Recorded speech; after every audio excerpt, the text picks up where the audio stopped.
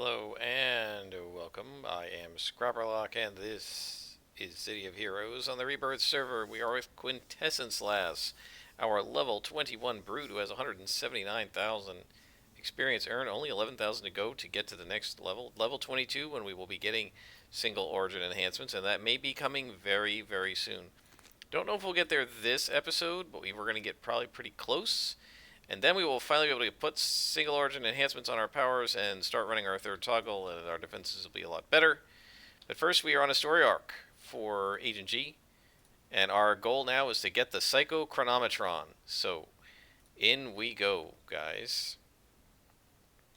And we are ready to get the PCM. Don't know if we have exactly the right inspirations for this, but we'll try it. If we die, we die. It's not a big deal. I do have one more teleport left to get back to the mission. And it's also near the edge, actually, so turns out that probably didn't need to use that. I did because I was like in Talos Island, but probably didn't need to use that. And had I ended up at Talos Island, I stopped in Ouroboros, and so I just took the teleporter to Talos Island, and then I said, you know what, screw it, let me just teleport directly to this mission. And then when I got to the mission, I realized, well, we're right near the entrance to the tunnel, so I could have just super jumped there. But that's fine. I am going to look into how to get another one of these mission teleporters. I'm sure it's not hard. It may be something that we need to get through the reward system.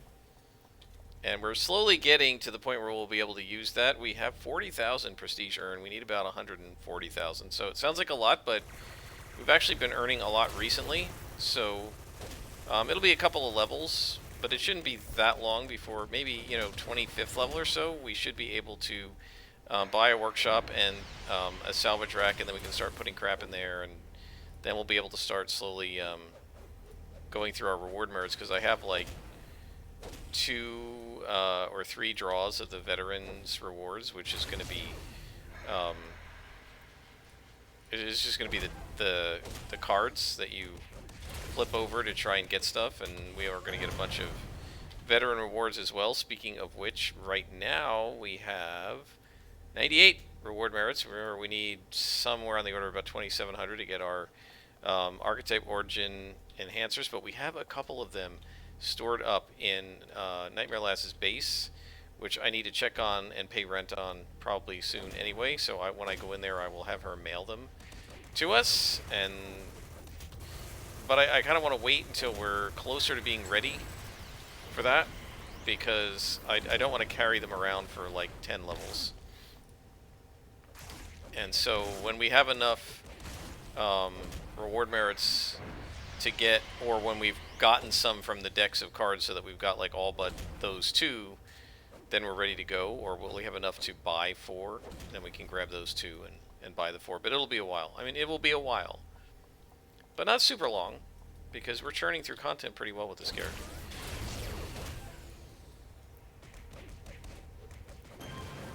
And I'm not like, obviously you can see it having watched. Look at all these greens, we don't need that much. Having watched, if you've watched the videos of this character, I'm not farming things, I'm not rushing. I don't think I've skipped, but maybe 1 mission, maybe I auto-completed.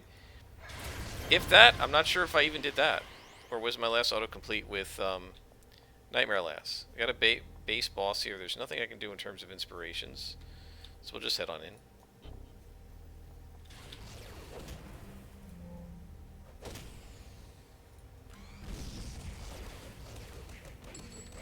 We do have extra greens, so we should be able to use those. Let's go ahead and engage our extra toggle. We have some endurance that we can suck down if we need it.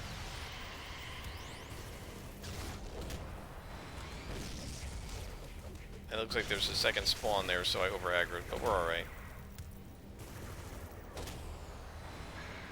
As you can see, no problem there. Hit them both. Look at that, we're doing 17 damage a hit. That is awesome. 17 times 2 times 4. Wow.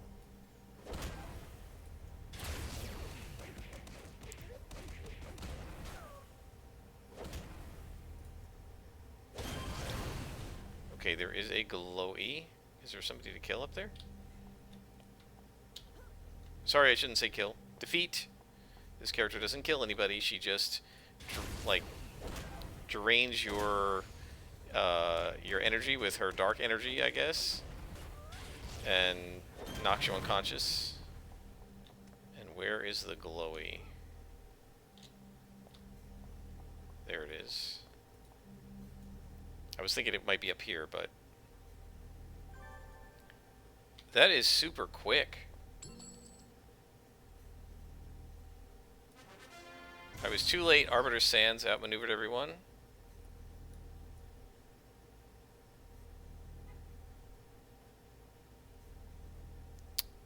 A note in a vault.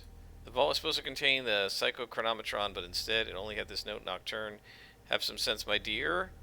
I learned a long time before never to trust a Night Widow. I will take the psychochronometron to Lord Recluse personally. No hard feelings, I hope. Arbiter Sands. So now we're going to stop them, and we might have to fight them both. So that will call for getting some new inspirations, because we don't have the right set to fight 2 elite bosses. I feel like we go in and there's multiple elite bosses, and it's sort of optional whether you have to fight them all, if I'm remembering it correctly. Let's talk to G, who says, I know this looks bad, but it's not over yet. I've been in communication with 2 other agents, codenamed Indigo and Crimson. We're going to meet them when we level up in the 30s or 40s.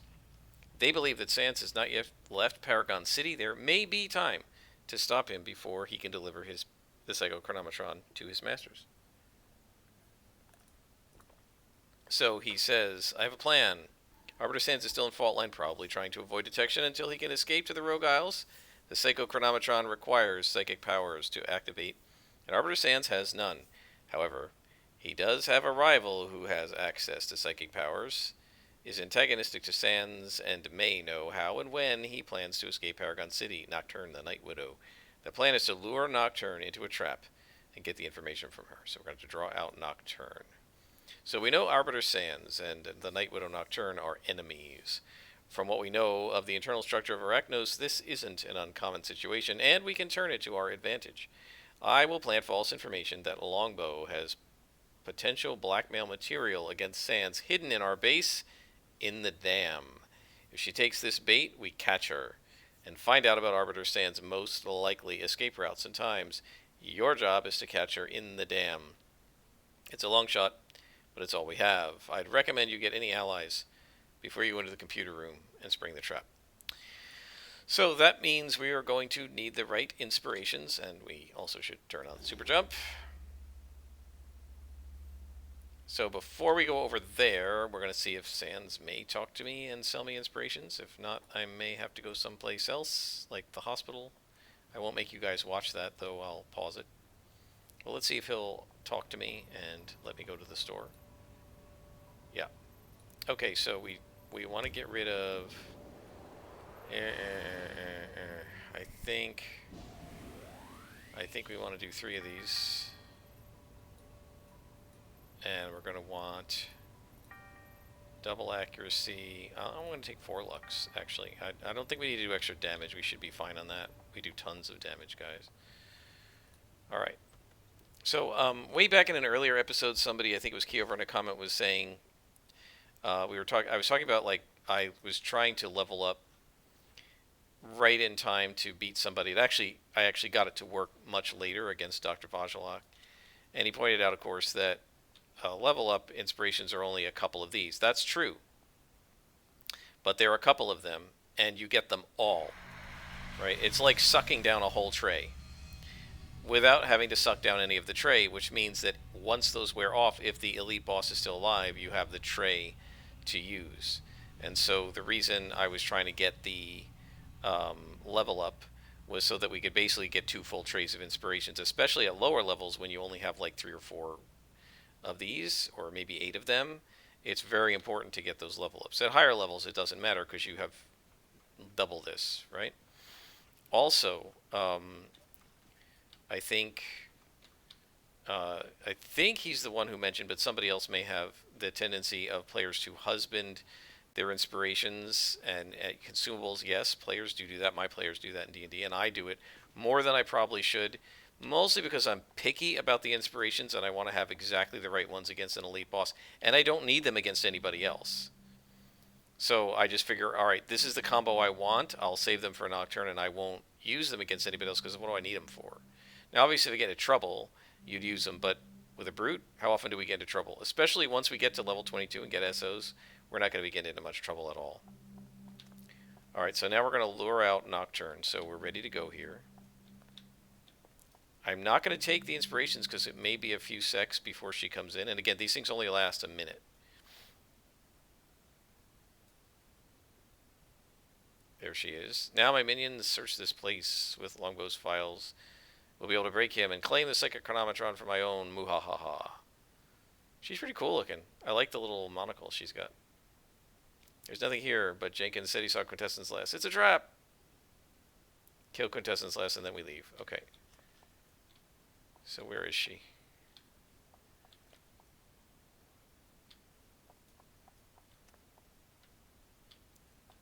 She's not in here? This is kind of a silly trap because she could just leave without killing me and she wouldn't be trapped. I don't know where she is, so we'll start fighting these guys.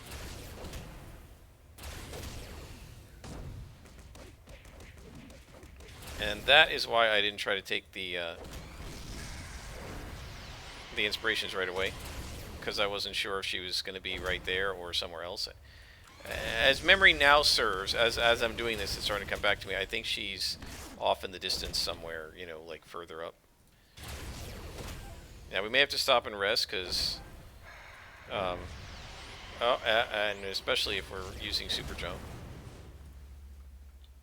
But also, there she is. Okay, so she's over there. Alright, that's fine. So we'll beat these guys up. Maybe we can build up our fury a little bit. Well, that's my, if you hear the beep, that's my best friend answering me a question about one of his D&D games. The guy is playing in 4 now, I think. Including mine, 3 others and mine. So that's like, he's in a game on the weeks we play. He's playing, I think, Saturday, Sunday, Monday, and Wednesday, or maybe Saturday, Sunday, Monday, and Tuesday. I mean, I like D&D, but I don't think so. Right? I mean, I do play City of Heroes every day, but I don't play City of Heroes for 4 hours every day. I like City of Heroes, but no. If I played it 4 hours, I would play it like once a week, because it's just too much.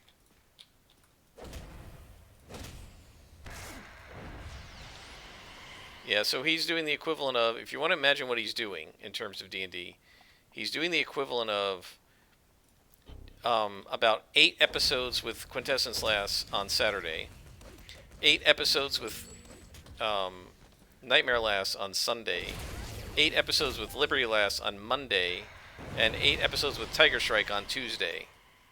That's how much he's doing. That is insane. That's just way too much. I think he's going to burn out. I actually have a hypothesis about him. He is a huge fan of the show Critical Role. I watched, I don't know, about 60 episodes of it and got tired of it. He's watched the entire, I don't know, 115, 20, 25 episode first season, and he's up to episode 91 or something of the second season. He's watched like 200 4-hour episodes of Critical Role. By the way, this guy is, in addition to playing 4 nights of 4 hours of D&D every week, the other 3 nights a week he's probably watching 4 hours of Critical Role. Anyway, he's a huge fan of it. He loves it. He adores it. He adores the players. He adores the DM. He adores the world. I got this epiphany about this. I mean, I sort of had it bubbling in the back of my mind for a while, but I asked him, like, if he was going to DM, what world would he use? And he said, I'd use Exandria, right, which is the world of Critical Role. And I realized, he loves the players, he loves the characters, he loves the DM, he loves the world. And he keeps, he's tried to be in 3 or 4 other D&D groups already and bailed because he wasn't happy. And he's still trying all these different ones. And my theory And we're going to go ahead and pop our inspirations now, because we're ready to fight her. My theory on this is I don't think he wants to play D&D. I mean, he's played D&D before. He is not some newbie to D&D. He's been playing D&D since the 1980s, just like I have. But my hypothesis is that he doesn't actually want to play D&D. I mean, he kind of does, but what he's really looking to do is play Critical Role. That is, to have what they have on the show, to play in that world, to play with a DM who's a lot more like that DM than I am, and with players who are a lot more like those players than we are, or any of his other games are, or any of his other games will ever be, because those other games aren't Critical Role. There's nothing wrong with Critical Role, but it's just that it doesn't matter whether it's Critical Role or any other group. No D&D group, no two D&D groups can ever be, or role-playing game groups, can ever be the same, because it's different people, different worlds, different DMing style, different playing styles. And he's been very, very unhappy with his own play. Right? He actually asked me to make his character a 15-year-old because he wasn't happy with the play of with how he had played his character. I think because he feels like he's not playing like they play. I think he is going on this endless quest to play not just D&D but Critical Role D&D. And he's never going to be able to, because no one is ever going to be able to. You can buy the book, you can set a setting in the world, you can watch all 200 episodes and try to mimic those guys. You're never going to be able to do it, because they are a unique group of people, and they wouldn't be able to replicate my world and my experience with my table, and we can't replicate theirs, and neither can any of the other online groups. And what's worse, I'm sure he hasn't told anybody that he wants the Critical Role experience, because I'm not sure he even consciously realizes it. I think what he's doing is he's watching Critical Role, he's saying, I'm dying to play D&D, when what he means is I'm dying to play it like that. And then he's getting into games, saying, yay, I get to play D&D, and then he's playing for a while and going, this isn't doing it for me. This isn't satisfying me. And either he leaves the game, because it's really far off from that, or he stays in it, but, he gets done after 4 hours, and it just didn't scratch the itch, because it wasn't real D&D, because it wasn't Critical Role. To him, that's what he's looking for. Now, I'm not saying, he doesn't mistake, as many people who've never played D&D, that Critical Role is the only way to play D&D. He knows it isn't. And he's played it many times, and he's DM'd it many times. And I think he's enjoying himself in the games he's playing, but it's just not quite right. And I think what's going on is because it's not Critical Role. That's my guess. I guarantee you, if I say that, he'll say that. If I tell him that, he'll say it's not true. But I think it's happening on an unconscious level. He's not even aware of it. I think it's just that the games aren't just quite satisfying to him. Anyway, he says, you've done excellent work. Quintessence last Nocturne is on her way to the Zig, but I learned what I need to know from her. I told her that Sans sold her out to us to keep her from messing with his plans. She was more than willing to talk to get back at him. She was able to tell us how and when Sans plans to escape, but she also told us that she gave that information to someone else in her attempt to delay Sans. Captain Castillo of the Sky Raiders. That was a difficult operation. I'm glad to see you made it through. We're going to need some more of the right inspirations here, because I think we're going to have to fight Castillo and Sans. I don't think you have to, but I think it's possible, and we might end up doing it. If I remember right, I believe what happened to Liberty Lass is we completed the mission, and then I said, let me try to fight all these guys at once. And I think we beat one and then got the other one down to a sliver and then got beaten. I can't remember, but I think it was something like that. And I don't know if I was ever able to post that video. Part 5. We now know when, where, and how Sans is planning to escape with the Psycho Chronometron, but Nocturne also told Captain Castillo. I don't think Castillo really knows what the Psycho Chronometron actually does, just that it's valuable. He's certainly going to try and get it. I think it's best to preemptively stop him. Taking out Castillo may destabilize the area and allow Arachnos to get entrenched, but we don't have any choice. If the Sky Raiders even have a chance of getting the Psycho Chronometron, it could show up anywhere on the black market. Defeating Castillo will not only keep him from interfering with the recovery operation, it should also keep the Sky Raiders off our backs until the situation is resolved. This is a longer story arc than I remembered. I think because I've probably only ever played it once since the game came back, and probably only played it once in live many, many years ago. I mean, like, if I played it in live, it would have been somewhere around 2006. It would have been around thereabouts. I don't remember, but it would have been 14 or 15 years ago, and then once with Liberty Lass about a year ago, maybe a year and a half ago. Oh, send us into enemy territory, why don't you? That's all right, we're fine.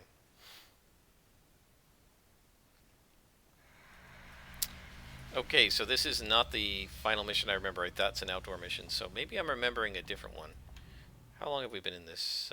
20 minutes. Okay, so this will be our last mission. If there is a finale that's coming right after this, that will happen to be in the next episode, I think, unless this mission is much shorter than I'm expecting, and given the size of the map, I don't think it's going to be shorter than I'm expecting.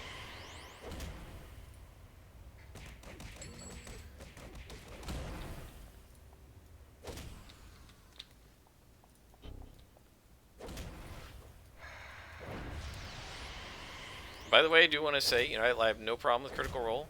I'm not interested in watching more than 60 episodes of it. It's just too much.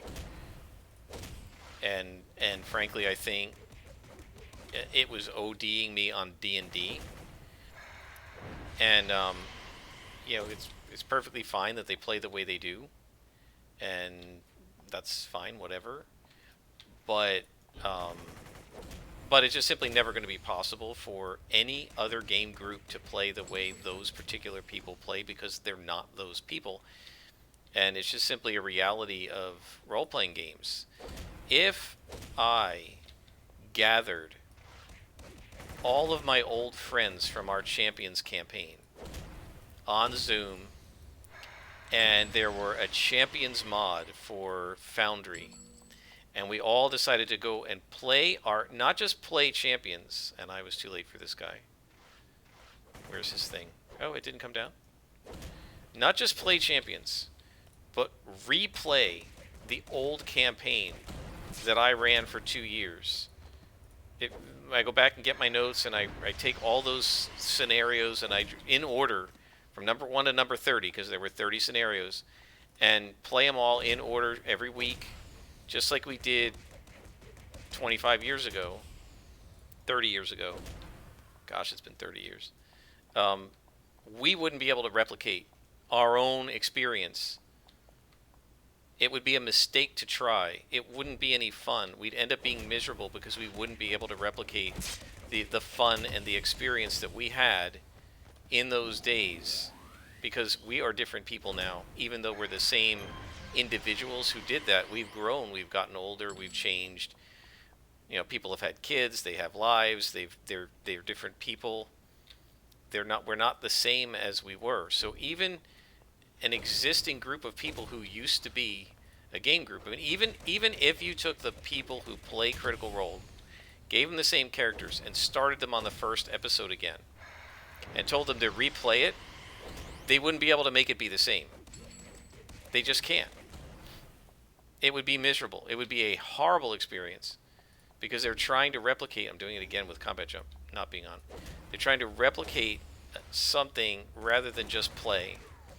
And I really think this is what's going on with my best friend. I think he's been unhappy with his overall D&D experience. I mean, I think he's enjoyed it, but I think after the session is over or the next day, he's been saying to himself, I think that the best metaphor is it didn't quite scratch that itch. Because the itch he's trying to scratch is, I want to play Critical Role, not I want to play D&D. Right? And I mean, it's quite akin to the idea of, like with me, I enjoyed Nightmare Lass. I did. But she didn't quite scratch the itch. It was the villain content, which I don't like as much as this. And it was not a brute or scrapper or stalker or tanker. It wasn't a melee kick butt character. and that's my bread and butter. That's my favorite. And so even though I played Nightmare Last every day, pretty much, including holidays like Christmas and Thanksgiving and New Year's, I played pretty much every day for about, I don't know, 4 or 5 months. And I enjoyed every single session I played. It still didn't quite scratch the itch because it wasn't quite the same as this character, as a brute or a scrapper. I felt, the itch was scratched by playing Tiger Strike, who was a stalker, because she's enough like a scrapper that it was good. And I really love claws and regen. But the itch is not going to be scratched by something like a dominate or a mastermind, because I'm not making the direct attacks. I'm not diving in. My minions are diving in, and I'm sitting back, ordering them around, which is very cool. It's very mastermindy. It is a really awesome way to play, but it's just not the same as the scrapper, brute, um, stalker kind of style. I can kind of, the tanker scratches the itch enough overall. Generally, do you believe this? The tanker scratches the itch enough overall that it's probably okay. But something like a blaster, mastermind, dominator, not. It's just not in your face kick butt enough. And again, it's really funny because in most other games, I'm a super like conservative, very very cautious player, and you can certainly see that in how I played Nightmare Lass. Right, I was very cautious with her. But for instance, one of the things that dramatically frustrated me was I had to keep lowering the mission difficulty to face elite bosses. I want that difficulty up there. I want to fight purples. I want to be able to. I'm not talking about purple minions, but purple elite bosses. I can't believe I missed. I was looking for them and I missed this guy, the Raider. I really hate the Raiders.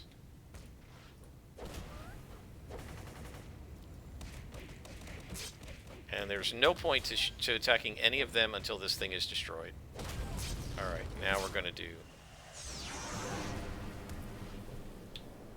that, and then multi-person beat up.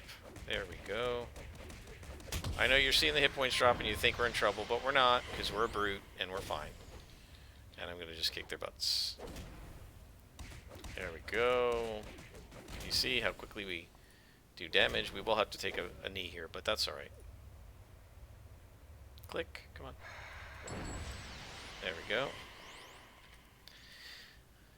So it's that sort of thing that I love about brutes and scrappers, that they can get in way over their heads and just beat the crap out of everything, whereas with my minions, I get in over my heads and they just get wiped. And again, Nightmare List was cool. Most of the time the minions were awesome and we were kicking butt. But I just really prefer this playstyle. And my the Mastermind playstyle wasn't quite doing it for me. And I feel like that's probably what's going on with my best friend. I don't think he realizes it. Now, I mean, I know that I like scrappers and brutes and stuff the best, right? So I kind of wasn't surprised that I was feeling that way, but I think he really doesn't realize it. I think he watches Critical Role and says that's so much fun. I love this. I want to be able to play D&D too. But what he really wants, and I don't think he doesn't want a seat at their table. They're not his friends, right? I mean, he enjoys watching them, and I think he likes the players and everything. They're very likable people. They're not his friends, though. He wants to get at a table with his existing friends and play a game that plays just like the guys are playing in Critical Role, and it's never going to happen because we're different people, and so are the guys in his Waterdeep game on Sunday afternoons, and his, what is it now, Princes of the Apocalypse game on Monday nights, and his what is it now? What else is he doing? Rime of the Frost Maiden on Tuesdays. They're all unique, different players with different interests and different styles and different types of characters and different DMing styles. You know, if he were going to try, if he were even going to say he loves my game and he just wants to get in a second version of my game, well, good luck. It's not going to happen.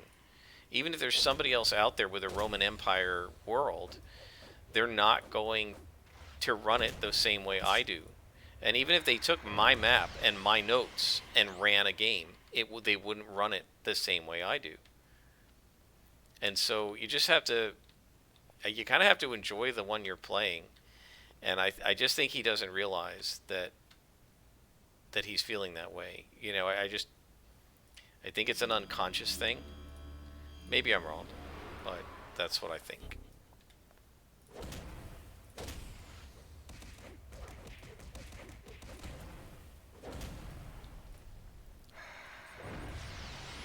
And I think he doesn't realize that. Oh, I hate these things.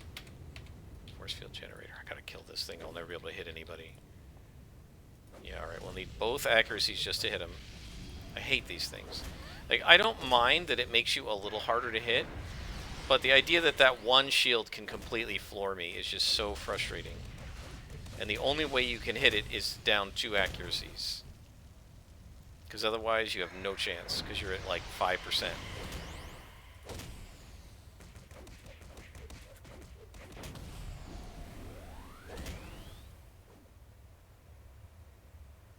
Did he slow me down? I feel like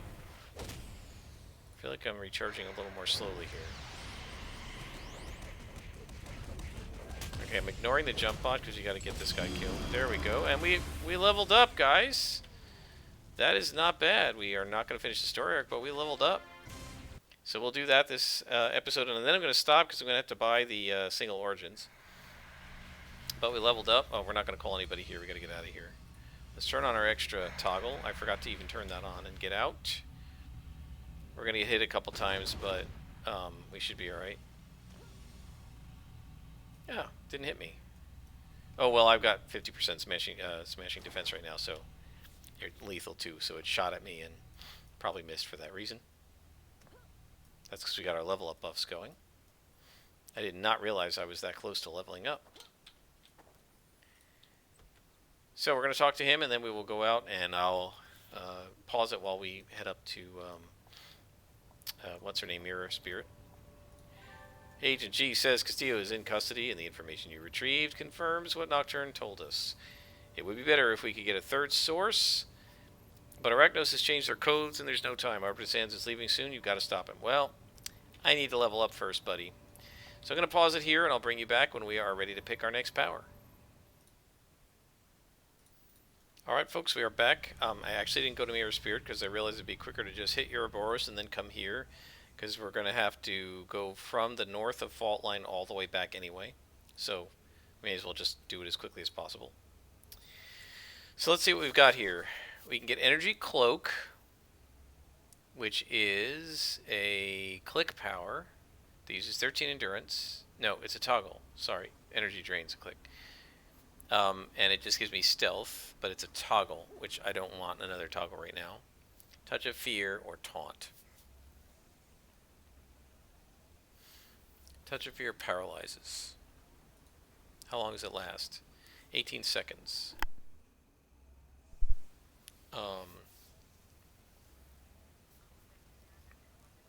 And it does a 2-hit debuff even if it doesn't scare them.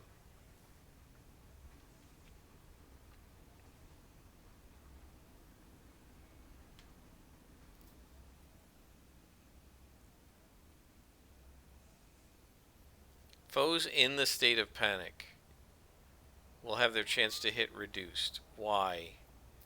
What's the point of that? If it's only gonna reduce their 2-hit, if it overcomes their magnitude defense, they're gonna be petrified to the point that they cannot move for 18 seconds of the 20. If they can't hit me, what do they need a 2-hit debuff for? I'm guessing the 2-hit debuff affects them no matter what. I wouldn't mind a taunt to do some pulling. I'm really not enamored of this Touch of Fear. I'm going taunt. Because the nice thing about it is it doesn't have to be enhanced. So we don't need this anymore. And we're probably not going to need this anymore, and we are going to use Taunt to pull. I'm going to bring that over there. Alright, so now we need to enhance ourselves. So I will do that, guys, and I'll bring you back to show you what the enhancements look like, and then we will stop our episode. Let's see, how long has it been? It's 35 minutes. So actually, guys, I'm going to stop here. When I bring you back in the next episode, we'll start with how we enhance ourselves.